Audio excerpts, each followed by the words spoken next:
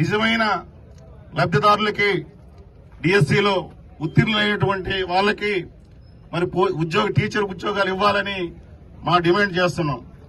మరి తప్పు చేసిన వాళ్ళకి ఖచ్చితంగా దోషులుగా నిర్వర్తించి న్యాయస్థానంలో వారికి శిక్ష వేయాలని మా పార్టీ తరఫు వైఎస్ఆర్ పార్టీ తరఫున కోరుకుంటున్నాం. ముఖ్యంగా మరి విద్యాశాఖ కన్వీనర్ గారు ఆయన అవుట్ సోర్సింగ్ వర్కర్స్ ఉంటే వాళ్ళకి డిఎస్సిలో టాపర్స్ గా నిలిచారు. ఇది ఎంతవరకు న్యాయం? మరి అదేవిధంగా మరి విద్యాశాఖలో పనిచేసే వాళ్ళు టాపర్స్ గా ఉండే వాళ్ళు కాకుండా మరి అంటే పేపర్ లీకేజ్ అయ్యింది. ఖచ్చితంగా ఈ ప్రభుత్వంలో విద్యాశాఖ మంత్రి నారా లోకేష్ గారి ఆధ్వర్యంలో అక్రమాలు జరిగాయన్నది పూర్తిగా రూఢి అయింది. స్పోర్ట్స్ కోటా అయితే పాపం నేషనల్ ఆడిన వాళ్ళకి, స్టేట్ ఆడిన వాళ్ళకి మెరిట్ లో ఉండే వాళ్ళకి పోస్టులు రాలేదు. మరి తెలుగుదేశం నాయకులు వాళ్ళ సర్టిఫికేట్స్ ఇచ్చే వాళ్ళకి 15 లక్షలకు అమ్ముకొని తెలుగుదేశం నాయకులు వాళ్ళకి పోస్టులు వచ్చాయి. మన ముఖ్యమంత్రి గారు, మాజీ ముఖ్యమంత్రి గారు పక్క నుండి నేషనల్ ఆడిన వాళ్ళ మెరిట్ ఉండే వాళ్ళకు కూడా స్పోర్ట్స్ కోటాలో పోస్టులు రాదు, టీచర్ పోస్టులు. అంటే ఈ ప్రభుత్వం ఎంత అవినీతి అక్రమాలు చేస్తుంది. నిజంగా ఈ ప్రభుత్వం నిజాయితీ ఉంటే సిబిఐతో ఎంక్వైరీ చేయాలి. అలాగే మా డిమాండ్ లేదంటే విద్యాశాఖ మంత్రి ఖచ్చితంగా రాజీనామా చేయాలి అని వైఎస్ఆర్ పార్టీ డిమాండ్ చేస్తున్నాం.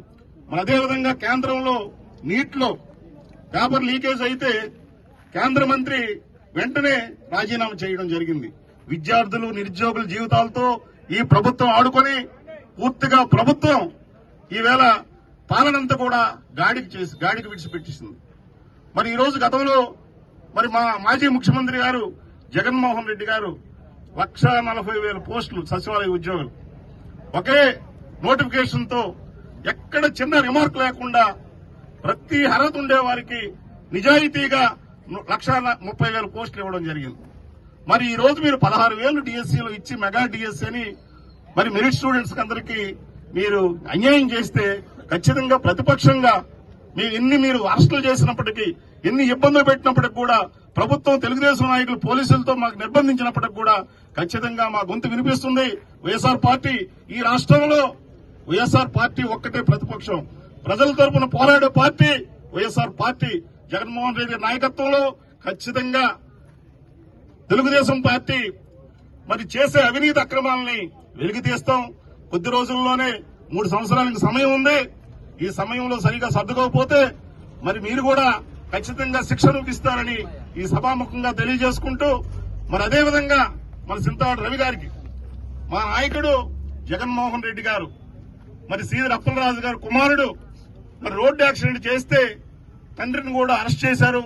మాజీ మంత్రి కనుక సంఘీభావం తెలియజేయడానికి మా జగన్మోహన్ రెడ్డి గారు మరి శ్రీకాకుళం జిల్లా 2 సంవత్సరాల తర్వాత వస్తే ఆయన ప్రజానాయకుడు, ప్రజలందరికీ కూడా మంచి చేసే నాయకుడు. స్వచ్ఛందంగా పోలీసులతో ప్రభుత్వం ఎన్ని ఆంక్షలు పెట్టినప్పటికీ కూడా స్వచ్ఛందంగా ప్రజలు తండోపతండాలుగా వస్తే ఈ బ్రిడ్జి ద్వారా దురదృష్టవశాత్తు మరి జనాలు జగన్మోహన్ రెడ్డి గారు రావడం, ప్రజానాయకుడు రావడం, మరి మన ఇక్కడ సబ్ ఇన్స్పెక్టర్ గారు ఆ మూకలో ఆవిడ దూరడం జరిగింది. అంతేగాని మాకు మహిళలంటే ఎంతో గౌరవం మాకుంది, పోలీసు వ్యవస్థ మాకు గౌరవం ఉంది. కానీ మీకు తెలుగుదేశం నాయకులు, ఇక్కడుండే నాయకుడు, తెలుగుదేశం నాయకుడు కూడా, ఇక్కడ శాసనసభ్యుడు కూడా ఈ పేర్లన్నీ కూడా కాదండి ఇక్కడ ఉన్నదో తెలియదు, ఇక్కడ ఉండే డిపార్ట్మెంట్ కి తెలియదు. ఎవరైతే యాక్టివ్ గా వైఎస్ఆర్ పార్టీకి పనిచేస్తున్నారో వాళ్ళకి అన్యాయంగా, అక్రమంగా ఏ రకమైన పోలీసుకి మేము రోడ్డు మీదకి ఎక్కి మంటలు చేస్తామా? అన్యాయం కదా. 307 ఇప్పుడు పోలీసులకు మేము పోలీసులు రక్షణ చేసేవాళ్ళు, మా న్యాయాన్ని కాపాడవలసిన వాళ్ళు, మరి అలాంటి వాళ్ళకి కూడా వాళ్ళ డ్యూటీలు వాళ్ళకి చేయనివ్వడం లేదు ఈ ప్రభుత్వం. కాబట్టి ఈ ప్రభుత్వానికి మెడలు ఉంచే వరకు ఈ ఉద్యమం ఆగదు. నిరుద్యోగులకి, ఉపాధ్యాయులకు న్యాయం చేసే వరకు కూడా ఈ ప్రభుత్వం మీద ఖచ్చితంగా మేము పోరాటం చేస్తామని ఈ సభాముఖంగా తెలియజేసుకుంటూ, మరి అదేవిధంగా మరి ఈవేళ తెలుగుదేశం ప్రభుత్వం ఇచ్చిన 6లు 7లు అధికారంలోకి వచ్చి ఇవాళ అధికారంలో వచ్చారని మాకేం బాధ లేదు. ప్రజలకు ఇచ్చిన వాగ్దానాలు మీరు ఒక్కటైనా నెరవేర్చారా? దాన్ని మీరు డైవర్ట్ చేయడానికి, రెడ్ బుక్ రాజ్యాంగాన్ని అమలు చేయడానికి పాపం లోకేష్ గారు కొత్తవాడు కనుక మరి సీనియర్ నాయకుడు అతను. మరి అలాంటి నాయకుడు ఎప్పుడైనా సరే ఇలాంటి ఈ రాష్ట్రంలో ఇలాంటి నేరాలు, ఘోరాలు ఎప్పుడూ లేవు.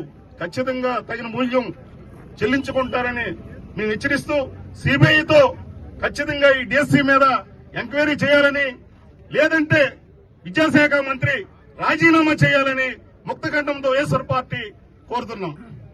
జై జగన్.